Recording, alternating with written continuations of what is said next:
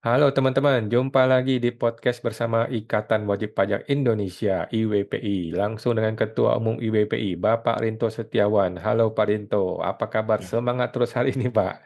ya, selalu semangat Mas Awan. Luar biasa, Pak Rinto selalu semangat buat kita semua ya. Kali ini IWP mau menanggapi salah satu berita nih teman-teman ya. Beritanya adalah gini, Bos Pajak akui sistem perpajakan RI belum sempurna. Nah ini judulnya aja nih yang mau dibahas sama IWP ini. Ini ada Ya, Pak Bimo, bosnya pajak, ada Bu Inge, penggantinya si siapa itu dulu, Ibu siapa lupa namanya, yang jadi penyuluh ya. ya, Nah, ya. apa ya Pak yang mau ditanggapi dari IWP mengenai berita bos pajak Oh, ini Pak? Silakan. oh, ya, terima kasih Mas Awan. Maksudnya tadi ini ya, Bu Dwi Astuti Mas mungkin. Oh iya, dia Astuti. Iya, iya, iya. Ya, Oke. jadi sekarang ini media udah mulai bikin frase narasi yang aneh-aneh Mas Awan, bahwa terkait dengan bos pajak ini kan narasi yang menyesatkan gitu loh Mas. Padahal kan kalau di dalam negara kita ini kan semua pegawai ASN ini kan adalah pegawainya rakyat, Mas. Mereka itu karyawan kita. Ini kok, nah ini kan manggil bos terus kan gimana, Mas? Ya kecuali kalau dia internal di dalam internal mereka sendiri nggak ada masalah, Mas. Ini kan berita udah keluar, Mas Awan. Hmm, Nah, ini saya langsung materinya saya share screen dulu, Mas.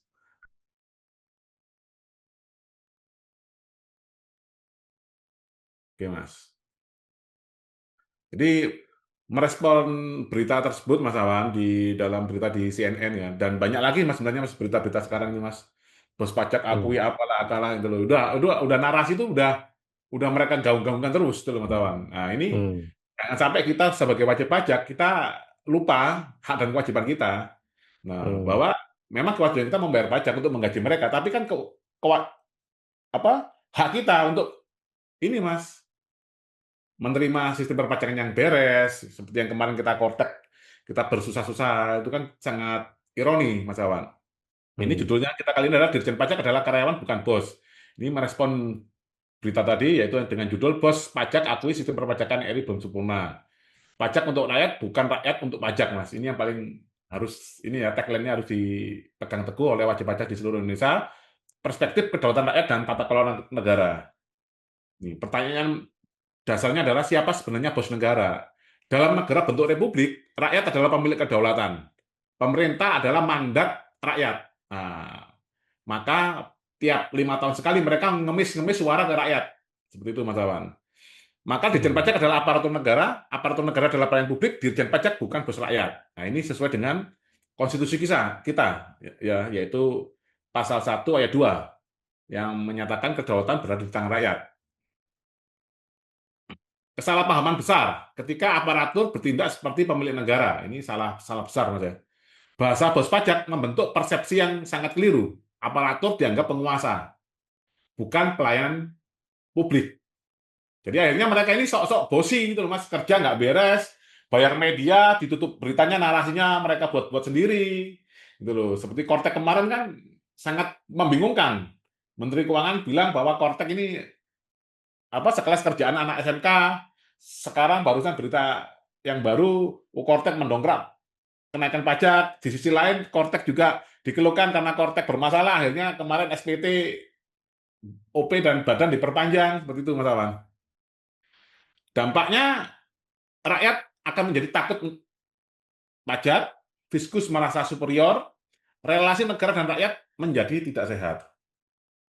Ini di dalam analogi rumah tangga, rakyat itu adalah negara itu adalah rumah rakyat. Rakyat adalah pemilik rumah, negara adalah rumah bersama, pemerintah adalah pengelola rumah, alias asisten rumah tangga. Dirjen pajak adalah bagian administrasi rumah. Jadi dia bagian dari pemerintah, yaitu bagian dari pengelola rumah. Poin pentingnya yaitu pengelola tidak boleh merasa sebagai pemilik, pajak adalah kontribusi rakyat terhadap negara, bukan alat intimidasi terhadap rakyat.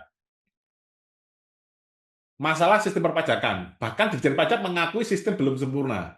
Ini bahkan bukan hanya Dirjen Pajak, Menteri Keuangan juga. Fakta di lapangan, sistem perpajakan masih kompleks, regulasi sering tumpang tindih, sengketa pajak tinggi, ketidakpastian hukum masih terjadi. Kortek menuai banyak keluhan, wajib pajak sering menjadi korban sistem. Jika sistem belum sempurna, rakyat tidak boleh selalu dianggap salah.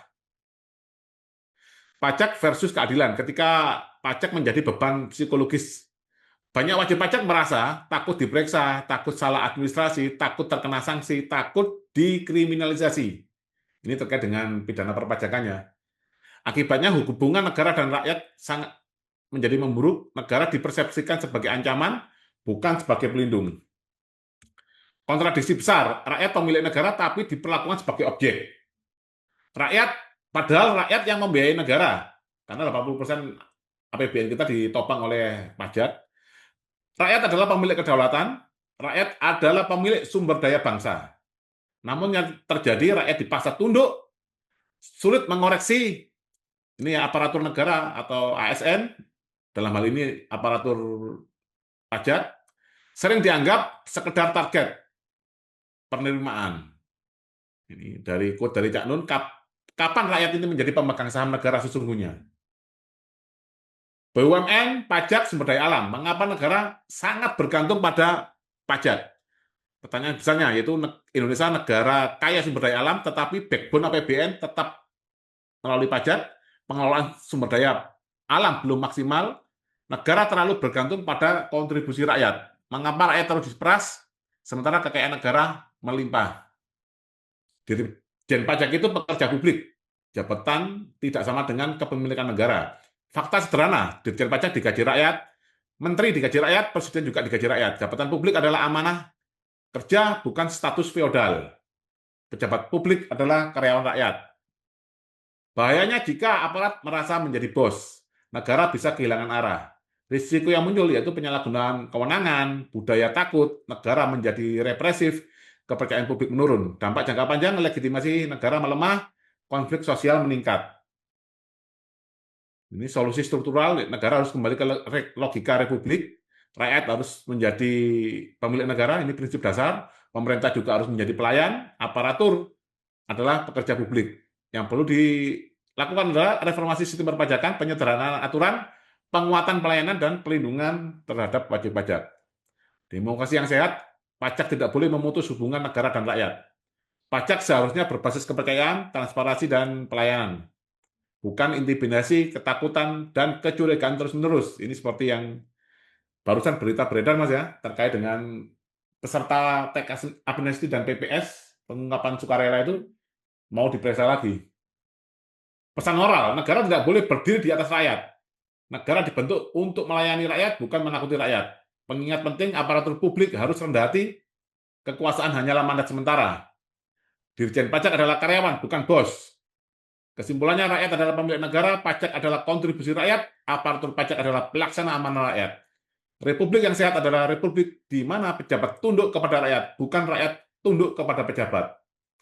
Ini realita yang kita rasakan, Mas Awan, ya. Kita meminta PPID aja sampai berdarah-darah, Mas. Belum meminta yang lain-lain.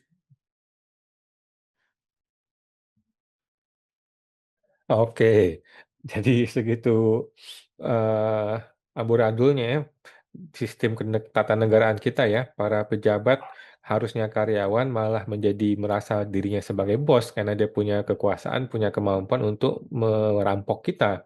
Nah, Ya, sekarang WPI wajib pajak bagaimana Pak? Apakah kita hanya bisa memviralkan saja gitu, atau kita mesti bisa melakukan upaya hukum atau bagaimana nih kita sebagai rakyat nih Pak? ya. Kalau kita sebagai rakyat wajib pajak terutama, Mas, ya, kita harus solusi jangka pendek. Kita memang harus memahami hukum perpajakan ini sedikit demi sedikit aja, Mas. Nggak usah yang banyak-banyak. Itu kan sudah banyak konten-konten di WPI. Kita suarakan bahwa saat menghadapi pemeriksaan pajak, nggak usah khawatir bahwa di dalam mindset kita mereka adalah sebagai karyawan kita. Jangan mereka sebagai bos kita. Tunjukkan surat tugasnya, minta tanda pengenalnya, cocokkan dengan KTP. Nah, bergabung dengan IWPI, nanti bisa di situ ada peraturan yang sudah banyak saya buat, nah, untuk agar seimbang, Mas, saat pemeriksaan pajak tersebut. Nah, itu nanti jangka pendeknya seperti itu yang bisa kita lakukan, Mas Awan. Nah, nanti kalau kita sudah banyak bersatu, nah, baru untuk jangka panjang kita harus rubah ini sistem ketatanegaraan kita ini. Jangan sampai ini yang namanya pelayanan publik atau dia ini pelayan publik malah menjadi bosnya, Mas Awan. Akhirnya yang terjadi, Mas Awan, sekarang ini kerja tidak profesional. Sekarang coba, negara kita ini sebenarnya, Mas, ya, kalau kita ngomong ke luar negeri, kita diketawain, Mas. Kita ini sudah nggak pakai logika ilmu ini, Mas, ya. kajian ilmiah lah Mas, ilmu pengetahuan nggak dipakai Mas. Contohnya yang ini ya jumlah kementerian itu kan sangat melebihi Mas. 48 plus ini ya setingkat menteri itu kalau tidak salah jadi 53 atau 52 Mas Awan. Belum wamennya itu berapa orang yang harus digaji rakyat. Padahal secara teori modern manajemen Mas, kemampuan seorang manusia memimpin manusia lain itu cuma 15 sampai 20 orang. Maka dari itu Amerika sekian besar negaranya, jumlah rakyatnya lebih besar dari Indonesia juga Mas. Rakyatnya ini wilayahnya 9 kali lipat kalau misalnya Mas, 9 atau 8 kali lipat lebih besar dari Indonesia Mas Awan. Jumlah rakyatnya juga di atas Indonesia, tapi kementeriannya cuma 15 Mas. Gitu. Nah, kalau di sini kerja salah pun tetap ada yang bela gitu loh Mas, karena memang rakyat sudah tidak ada yang melindungi siapa-siapa, tidak ada dilindungi siapa-siapa Mas Awan. Jadi kerja salah pun ini nanti ada dari akademisi ini nyerang, buzzer ini nyerang, membela mas-masnya ya. Nanti dari pemuka agama bantuin, dari kaum budayawan juga bantuin gitu Mas. Jadi untuk jangka pendek seperti itu Mas Awan, kita harus memahami sedikit-sedikit terkait dengan pemahaman hukum hak dan kewajiban kita di perpajakan. Nah, jangka panjang kita harus bersatu Mas untuk kita rubah. Kalau ingin negara kita selamat Mas Awan, karena ini sudah tidak menggunakan ilmu pengetahuan sama sekali Mas Awan. Contohnya di Iran aja kemarin kita ketahui ternyata syarat menjadi presiden S2 Mas. Di sini masih SMA. Berarti kan sekian banyak kampus itu kan nggak berguna akhirnya Mas Awan. Hanya apa ya? Menjadi ini aja Mas, jago-jago di kampusnya masing-masing. Ilmunya tidak bermanfaat untuk bangsa dan negara ini gitu loh Mas. Oke, siap. Makasih Pak Rinto. Jadi teman-teman juga sebagai wajib pajak harus dikit-dikit mulai belajar hukum ya. Nah, kalau teman-teman mau silakan bergabung dengan IWPI ya di website iwpi.info. Oke, baik. Terima kasih Pak Rinto. Kita jumpa lagi Pak di podcast berikutnya Pak. Terima kasih Pak. Oke Mas.